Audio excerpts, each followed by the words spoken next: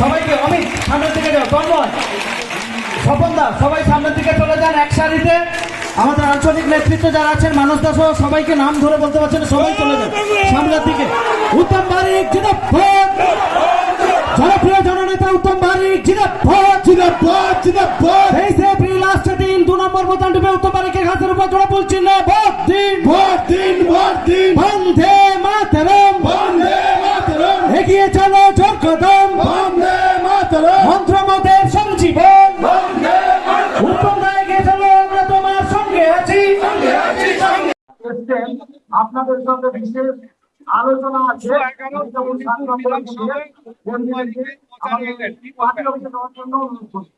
একটাই কথা বলবো, মানুষের যা উচ্ছ্বাস দেখছি, মানুষের যা আবেগ, উত্তম বারিক জয় নিশ্চিত, বিপুল ভোটে জয়ী হবে, এতে আর কোনো সন্দেহ নেই। আমার দিকে আপনি ক্যামেরা ধরে রেখেছেন, ক্যামেরা একটু ঘোরালে বুঝতে পারবেন যে জনসমুদ্র কাকে বলে, মানুষ কিভাবে ঘিরে রেখেছে গোটা এলাকাকে। আর যতই নাড়ো কলকাঠি, নবান্নে আবার হাওয়াই চটি। নমস্কার সকলকে, জয় বাংলা, জয় বাংলা, জয় বাংলা। এই জয় বাংলা শব্দটা যত জোরে বলবেন তত তাড়াতাড়ি বিজেপি পাত্তারি গুটিয়ে বাংলা থেকে বিদেয় হবে। শঙ্খধ্বনি উলুধ্বনির মতো বাড়িতে আর পবিত্র আওয়াজ যেমন কিছু হয় না, তেমন বাংলার বুকে দাঁড়িয়ে জয় বাংলার থেকে বড় স্লোগান অন্য কিচ্ছু হতে পারে না। আমাদের মা ঠাকুমারা যখন প্রত্যেকদিন সকাল বিকেল পুজোর সময় শঙ্খ বাজায়, উলুধ্বনি দেয়, তখন সমস্ত রকমের বিপদ আপদ কেটে যায় সেই আওয়াজের মাধ্যমে।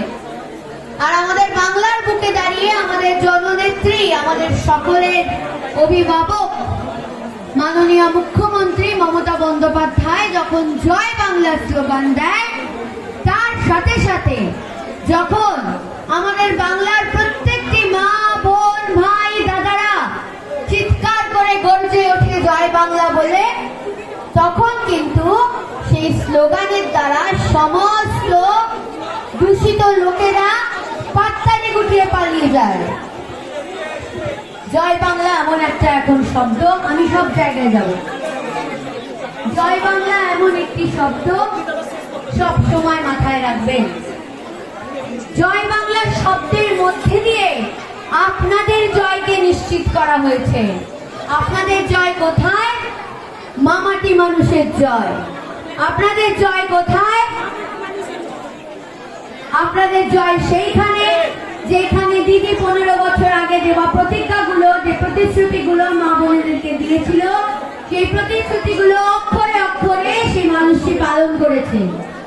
বিগত 5 বছর আগে মমতা বন্দ্যোপাধ্যায় বলেছিলেন যে আমি জিতলে লক্ষ্মীর ভান্ডার 1000 টাকা করে দেব। মা বোনেরা এখন কত টাকা পান? কত পান? 1500। তাহলে মাননীয় মুখ্যমন্ত্রী মমতা বন্দ্যোপাধ্যায় যা কথা দেন তার থেকে বেশি দেন। আর আমাদের মোদি বাবু সরকার, তিনি বলছেন এখন যে তিনি নাকি 3000 টাকা করে দেবেন। হাসি পায় শুনে। কারোর অ্যাকাউন্টে 15 লক্ষ টাকার 5 লাখ ঢুকেছে? ঢুকেছে? মা বোনেরা পেয়েছেন টাকা?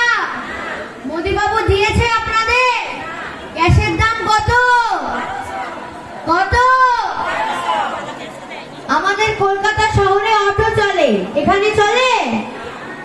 চলে না। অটো গ্যাসে চলে। সেই গ্যাসের লাইনে দাঁড়িয়ে ভাইয়েরা যখন অটোর জন্য গ্যাস ভরে, এখন সেই লাইন একদিন গ্যাস ভরায় যায়, একদিন তারা চালাতে পারে। মানে তাহলে মাসের মধ্যে 15 দিন কাজ হবে, 15 দিন হবে না। কেন? কে দায়? কে দায়? কে দায়? মোদি বাবু দায়।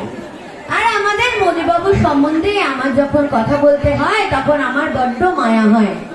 কেন হয় না? এই যে আমাদের মোদি বাবু গদিতে বসে আরাম করছেন, সেই গদিটা কাদের তৈরি করা? তার মধ্যে কাদের কন্ট্রিবিউশন আছে? গোটা ভারতবর্ষের, তাই তো? তাহলে যে পশ্চিমবাংলা বা গোটা ভারতবর্ষের এই ভোটাধিকার রক্ষা, ভোট নিয়ে এত লড়াই, যার ভোটের উপর ভরসা করে, যেই মানুষের ভোটের উপর ভরসা করে আজ মোদিবাবু আরাম করে গদিতে বসে দোল খাচ্ছেন, সেই মোদিবাবুর গদি নিয়ে নিজেই সংশয়ে পড়ে গেছেন। আহারে বেচারা মোদিবাবু, তিনি কিন্তু 5 বছর আগে এটা বুঝতে পারেননি যে এই অবৈধ ভোটারগুলোই আমাকে ভোট দিয়ে মুখ্যমন্ত্রী বানিয়েছেন। এই অবৈধ ভোটারগুলোই কিন্তু প্রত্যেক রবিবার মাছ, মাংস, ডিম, ভাত খেয়ে পাড়ার মাঠে গিয়ে বোম বানায় না। তারা কিন্তু দেশদ্রোহী নয়, তারা কিন্তু কোনোভাবেই এই ভোট না দেওয়ার অধিকারের মধ্যে পড়ে না। ভোট দেওয়া হচ্ছে গণতান্ত্রিক অধিকার। যাদের ভোটের উপরে দাঁড়িয়ে মোদি বাবু আজ আপনি গদিতে বসেছেন, তাদেরকেই প্রশ্ন করছেন যে তারা বহিরাগত, আপনারা বহিরাগত, আমরা বহিরাগত। অদ্ভুত কথা। আমি জন্মালাম এখানে, আমার কাজ এখানে, বড় হলাম এখানে। আমার বাবা টাইটেল নিয়ে প্রশ্ন উঠলো, তখন আমার বাবা হয়ে গেল বহিরাগত। কি সুন্দর কথা। বেশ, মানলাম আমরা সবাই বহিরাগত। তাহলে আসল ভোট দেওয়ার অধিকার কাদের? যারা ভাড়া করে বিহার থেকে পাঠাচ্ছেন তাদের। তারা ভোট দেবে, তারা ভোট দিয়ে আবার আপনাকে এই রাজ্যের দায়িত্ব হাতে তুলে দেবে। মূর্খের রাজ্যে বাস করতে চাইছেন আপনি, কারণ এই রাজ্য মূর্খের নয়। আপনি ভাবছেন এখানকার মানুষ বোকা, এখানকার মানুষ এখন আর বোকা নয় মোদি বাবু। সবাই জানে যারা করছে, যে সরকার লড়াই করছে, যে 65 নারী লড়াই করছে, হাওয়াই চটি পরে একা লড়ে যাচ্ছে, সেই সরকারকেই আমরা চাই। মামাটি মানুষের সরকারকে আমরা চাই, তৃণমূল কংগ্রেসের সরকারকে আমরা চাই। এই যে হলো SIR, এই SIR এ আমাদের যাদের নাম কাটা গিয়েছিল, এই যে এত কিছু NRC হলো, এত কিছু হলো আসামে, বিহারে, উড়িষ্যায়, বিভিন্ন জায়গায় যেখানে যেখানে মাইক কাটা হলো। দিতে দিতে 2014 সাল থেকে আজকে 2026 সালে নরেন্দ্র মোদী সরকার। আপনারা নিশ্চিতভাবে পরশুদিনের সংবাদ মাধ্যমে দেখেছেন, একটা ফুটফুটে ছোট্ট শিশুর উপরে পোস্টার ছিঁড়েছিল বলে তাকে ভালোবাসে জানেন। আজকে এই তারিকাপুরের মাটি তৃণমূলের শক্ত মাটি। নিশ্চিতভাবে যে জনসমুদ্র বইছে, আগামী 23 এপ্রিল সকাল সকাল ভোটের বাক্সে 2 নম্বর বোতাম টিপে আমাদের উন্নয়নের কান্ডারি আজকের এই সভা থেকে আপনাদের অঙ্গীকার নিতে হবে।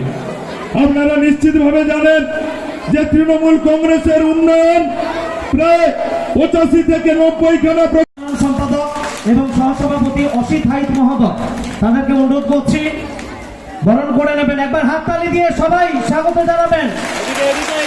জয় বাংলা।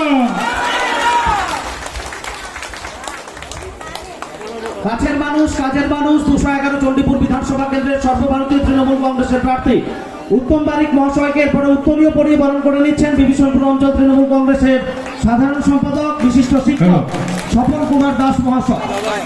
এবং এরপরেই মঞ্চে আমরা বরণ করে নিচ্ছি যিনি সারা বাংলার মানুষের টেলিভিশনের একটা মুখ হয়ে উঠেছিলেন সময়ে। মা সিরিয়াল একটা সময়ের জন্য অভ্যেস হয়ে গেছিল প্রত্যেকের মায়েদের, বোনেদের, এবং টেলিভিশনে একটা নির্দিষ্ট সময় প্রত্যেকে মা সিরিয়াল মিস করতেন না, এবং সেই মা সিরিয়ালের ঝিলিক একবার সবাই হাততালি দিয়ে স্বাগত জানাবেন শ্রীতমা ভট্টাচার্য, কামারহাটি পৌরসভার সম্মানীয় কাউন্সিলর এবং আজকের এই জনসভা নিঃসন্দেহে আমাদের মুখ্য আকর্ষণ। তাকে বরণ করে নিচ্ছেন উত্তরীয় পরিয়ে কণিকা কর, মহিলা সভানেত্রী। পুষ্পস্তবক প্রদান করছেন আমাদের বিভীষণপুর অঞ্চলের যুব তৃণমূল কংগ্রেসের সভাপতি তন্ময় পাহাড়ি। মা সিরিয়ালের বিখ্যাত জনপ্রিয় মা সিরিয়ালের ঝিলিক শ্রীতমা ভট্টাচার্য, স্বাগত জানান একবার সবাই। জয় বাংলা, যতই করো হামলা আবার জিতবে বাংলা। আচ্ছা, এসএসজির পক্ষ থেকে বিওডি মেম্বার এবং মুখ্যমন্ত্রী সাহেব প্রত্যেকে মিলে বরণ করে নিচ্ছেন পুষ্পস্তবক দিয়ে। যারা আছেন আমাদের এসএসজির পক্ষ থেকে সবাই ঝিলিককে বরণ করে নিচ্ছেন শ্রীতমা ভট্টাচার্যকে।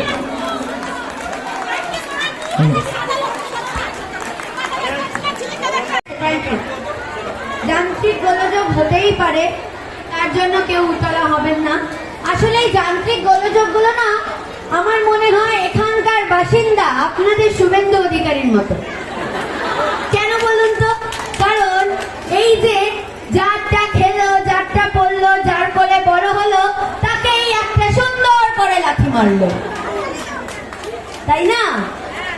আর অদ্ভুত ভাবে এই যে এখানকার মানুষ, আপনারা সবাই এখানে বসে আছেন, আমাদের এখানকার কাজের মানুষ, কাছের মানুষ, যে মানুষটাকে চক্রান্ত করে আগের বার হারানো হয়েছিল, সেই মানুষটা কিন্তু 5 বছরে দেখিয়ে দিয়েছে মানুষের জন্য কাজ করতে গেলে শুধুমাত্র জয়ী হয়ে কাজ করতে হয় না। আমাকে হারিয়ে দিয়েছে তো কি হয়েছে? মানুষ আমায় চায়, মানুষ আমায় ভালোবাসে, আমি মানুষের হয়ে কাজ করব। আর সেই কারণেই মমতা বন্দ্যোপাধ্যায় উত্তম বাবুকে এত ভালোবাসেন বলেই ভরসা করে ওনাকে আরো একবার এই জায়গা থেকে পুনরায় প্রার্থী করেছেন। উনি প্রমাণ করে দিয়েছে যে জেতা হারা বড় কথা নয়, বড় কথা হলো মানুষের বিশ্বাস। আর মানুষের বিশ্বাস উত্তম বাবুর উপরে আছে, তাই আর কখনো পরিকল্পনা করে আমাকে হারাতে পারবে না। জিত আমার নিশ্চিত, হার তোমার নিশ্চিত। একটা কথা বলবো, আমি খুব বেশি বক্তব্য দিয়ে সময় হাতে খুবই কম, আমাকে আরো জায়গায় যেতে হবে। আগামী 23শে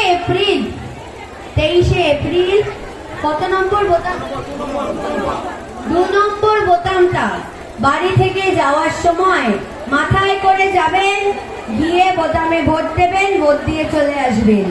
অনেক রকম প্ররোচনা হবে, অনেক রকম অপপ্রচার হবে, কোনো দিকে কান দেবেন না মা বোনেরা। আমরা অতি লোভে তাঁতি নষ্ট করতে চাই না আমাদের 3000 টাকা, চাই না আমাদের মোদি বাবু, চাই না আমাদের শুভেন্দু বাবু। আমাদের মামাটি মানুষের সরকার চাই, তৃণমূল কংগ্রেসের সরকার চাই, 65 নারীকেই চাই, হাওয়াই চটির দিদিকেই নবান্নতে চতুর্থবারের জন্য মুখ্যমন্ত্রী হিসেবে দেখতে চাই। এই বলে আমার বক্তব্য শেষ করব। মাননীয় মুখ্যমন্ত্রী মমতা বন্দ্যোপাধ্যায় জিন্দাবাদ, অভিষেক বন্দ্যোপাধ্যায় জিন্দাবাদ।